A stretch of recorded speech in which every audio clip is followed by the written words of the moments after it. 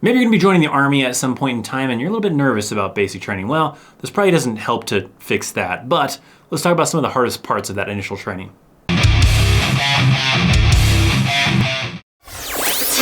What's up, my friends? Welcome to an all new video. Let's talk about some of the hardest parts of basic training. It's something that people stress about, people are worried about, and they wanna know what to expect before they show up. So I'm gonna try to talk about some of the things that a lot of people consider to be maybe the hardest parts.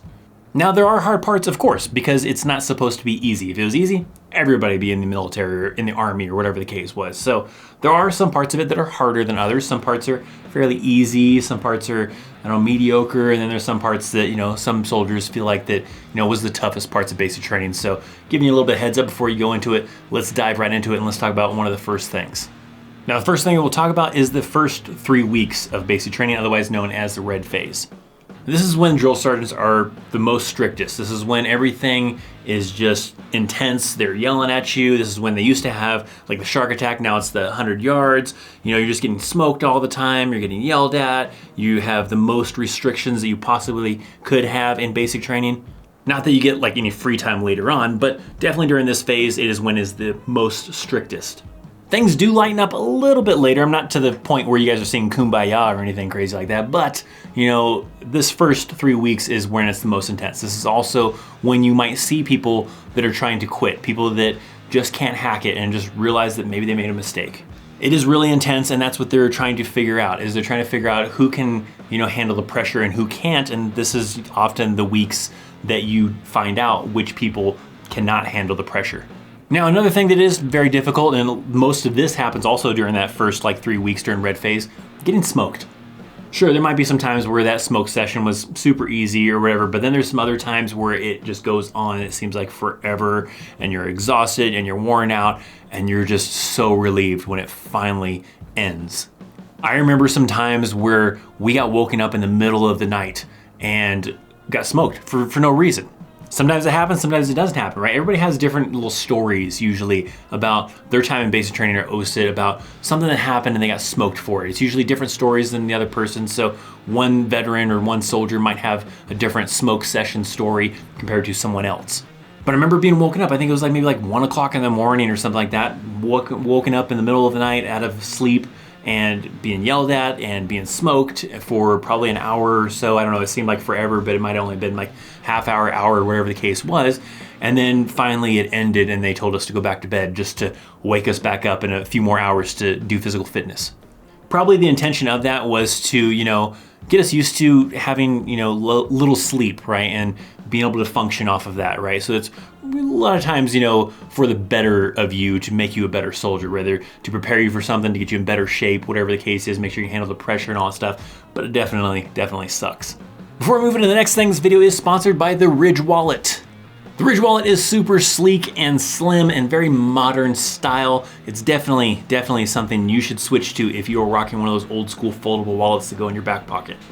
The Ridge Wallet can hold up to 12 cards with RFID blocking technology and also has either a money clip or a strap on the back to put cash. I currently have the amazing 18 karat gold one. I love this thing, it is awesome. This could be a perfect Christmas gift coming up. I mean, it's probably crunch time for you to get some Christmas presents. This might be the gift to get somebody. Or hell, maybe even just get yourself, whatever the case is. But even if you don't want something as flashy as maybe gold, maybe black, maybe carbon fiber, maybe a tiki kind of theme, they have a bunch of different choices to choose from on their website. One of the things I really love about the Ridge Wallet is it is backed by a 45-day guarantee. If you don't love the wallet, they'll take it back, they'll pay for the shipping, and they'll give you your money back. And if you decide to keep it, well, it's backed by a lifetime guarantee. This thing is made out of very durable material, but hey, if something happens to it, it gets damaged, gets worn out, you can get it replaced for free. One wallet for the rest of your life, or maybe even someone you care about for an upcoming Christmas gift, or yourself. Treat yourself. Hurry up, holidays are coming up soon, so visit the link down in the description box below. Visit ridge.com/chaosarmy, and even at checkout, when you use the promo code chaosarmy, get 10% off plus free shipping. Moving right along now, another thing that is one of the worst things about basic training or OSIT or that initial training is just the unknown, not knowing what is going to happen. Not knowing if you're gonna get smoked, not knowing if you're gonna have to do this or that, or how much sleep you're gonna get, or whatever the case is. There's a lot of unknown factors in basic training. I try to do my best to provide you with some of that information, but some of it is unpredictable. Some of it you are not going to predict. I don't know what time they are going to wake you up in the morning. Sometimes that's 4 o'clock in the morning, sometimes that's 3 o'clock in the morning, sometimes that's 5 o'clock in the morning. I don't know when they're gonna smoke you. Sometimes it's once a day, sometimes it's 500 times a day. I don't know. 500 may be a little excessive. I don't know if that's actually possible, but you don't know how often that smoke session is going to be, how long it's going to be for, what you're gonna do, or what else is possibly right around the corner. That can be a little bit nerve-wracking, right? Not knowing what's gonna happen, right? What's gonna go down, right? You'll know some things, right? You might know about, hey, what we're doing for training today, but some of the things in between, you just don't know how things are gonna go, and you have to kind of go with the flow and hope for the best and just tough it out, right? Tough through it. Now, I mentioned that you don't know what time they're gonna wake you up, so that's kind of an unknown factor, if they're gonna wake you up at 3 o'clock in the morning, 5 o'clock in the morning, whatever.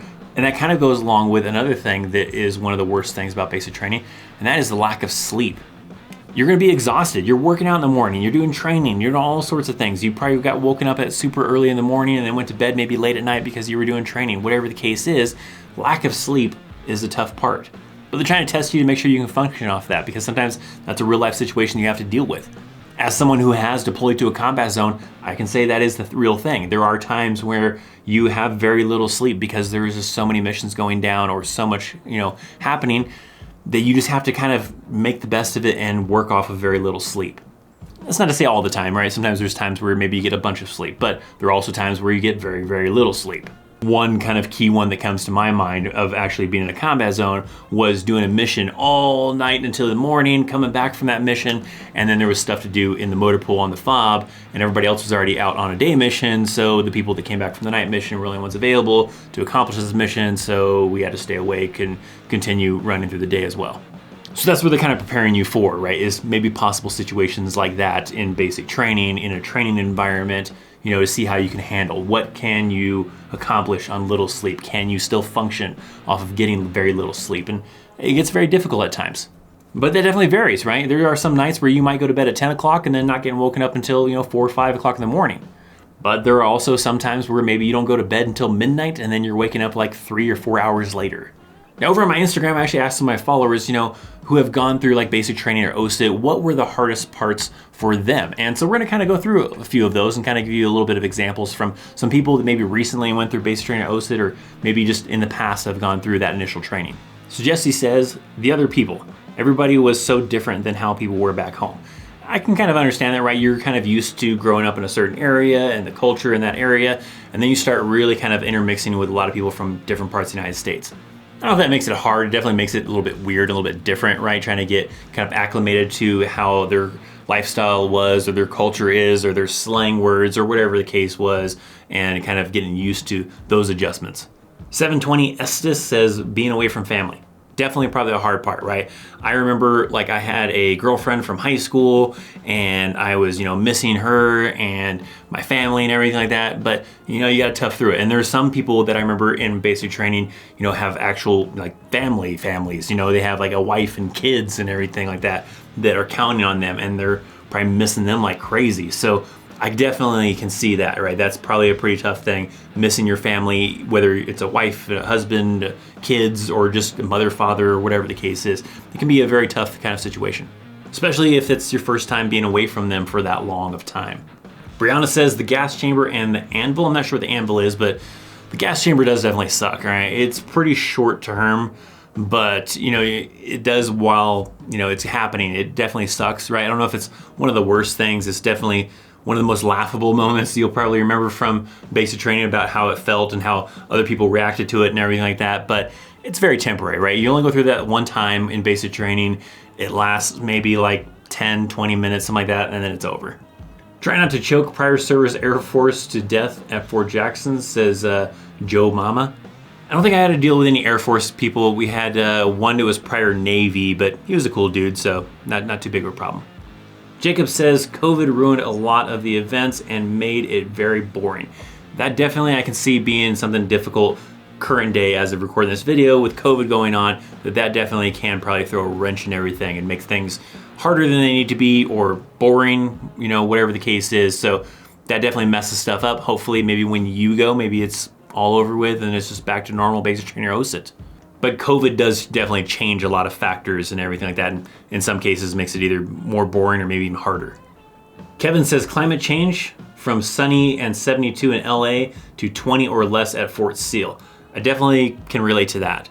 I came from California and then went to Georgia, which was humid as hell.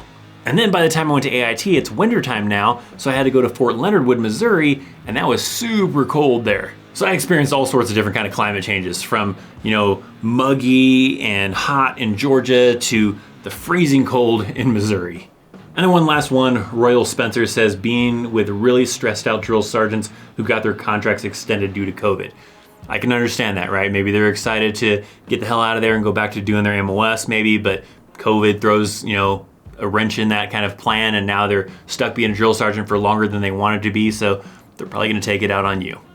So now you know what some of the worst parts are. Maybe you wanna know what are some of the best parts of Army basic training. Conveniently enough, I made a video about that. Check this guy out right here if you haven't seen it already. I also have my latest upload right down here if you haven't watched that video. Check out links down in the description for social media, the sponsor, all sorts of fun stuff. You're awesome, you rock. I'm ThatChrisChaos, and I'll see you next time.